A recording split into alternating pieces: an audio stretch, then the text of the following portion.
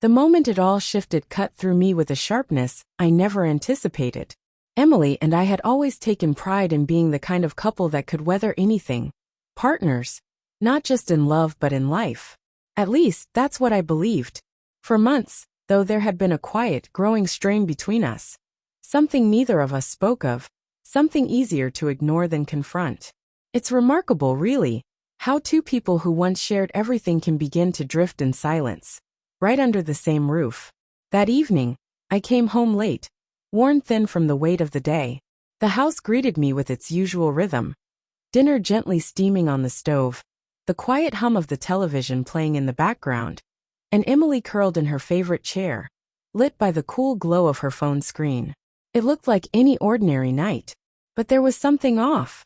A subtle shift, a pressure in the air I couldn't name. Her presence felt distant, like she was there, and yet unreachable. I sat beside her, trying to breach the silence that had grown too familiar between us. "How was your day?" I asked, reaching for something, anything to hold on to. She didn't even look up. "Nothing new," she replied flatly, her tone devoid of warmth, her focus glued to the screen. It was like a quiet rejection, and it scraped against something raw inside me. I had felt her drifting, but this coldness felt unbearable. I couldn't keep pretending nothing was wrong. So I asked, my voice hesitant but sincere. "Emily, what's going on with us? You've been so distant lately. Please talk to me." Her eyes lifted then, and what I saw in them stunned me. Not just annoyance, but a flash of something deeper, something angrier. "Oh," she said bitterly. "So now you notice?" The venom in her words caught me off guard. "Of course I notice," I said, trying to stay calm. Whatever this is, it's tearing me apart. If something's wrong, tell me. Please." She stood abruptly, her chair scraping across the floor, and walked to the kitchen counter, her back to me. Then she turned, her eyes burning, and the words that came from her were unlike anything I had ever heard from her before. "You think just because I'm your wife, I owe you everything? Every piece of myself?" she said, each word slicing the air. The accusation hung there, thick and disorienting. "What are you talking about?" I asked, trying to process what I had just heard. "You heard me," she snapped, her voice steadier now but just as sharp. "You act like I exist only to meet your needs. Like my energy, my time, my soul belong to you. But they don't. I'm not your possession.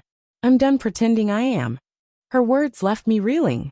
I had never seen myself that way, never intended to make her feel that way.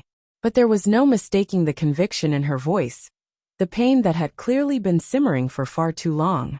I could have fought back, told her how I, too, felt taken for granted, how I'd been grinding myself down for our future, how lonely I had felt in her silence. But I didn't. Something inside me gave way, broke open in a quiet, heartbreaking realization. Instead of lashing out, I stepped back. "If that's how you feel," I said, my voice steadier than I felt, "I won't fight you."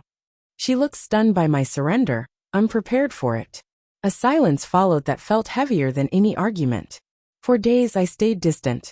I didn't chase her, didn't argue, didn't plead. I let her words linger, let the weight of what she'd said sit with her. I needed her to understand that words leave marks, that they change things.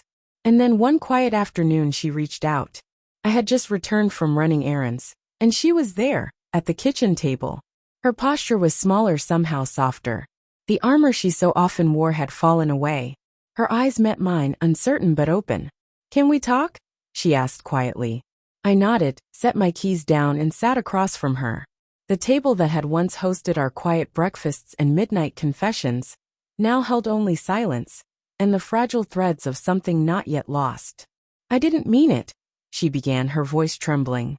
"When I said I wasn't your possession, I mean I felt angry, invisible. Like you didn't really see me anymore.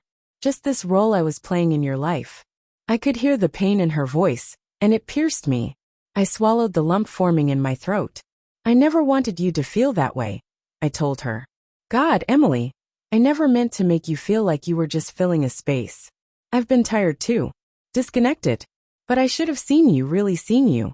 Her eyes glistened then, and she reached across the table, fingers tentative. "I don't want to lose us," she said. "But I need you to see me. Not just as your wife, but as a person who's still learning, still trying." I nodded, feeling the weight of our failures settle between us. We both got lost somewhere, I said. But I'm willing to find our way back. If you are.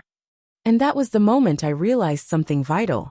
Stepping back, letting her feel the silence, had been the hardest thing I'd ever done. But it gave her the space to return on her own terms. Not out of guilt, not out of fear, but out of choice. The road since then hasn't been simple. Rebuilding never is. But it's honest now. We don't pretend anymore. We speak, we listen, we check in with each other. Not out of obligation but out of care. That painful night didn't end us. It broke something, yes. But in its place, we began to build something stronger. Something rooted in understanding. In respect. In truth. Not the same love we had before, something deeper. Something real.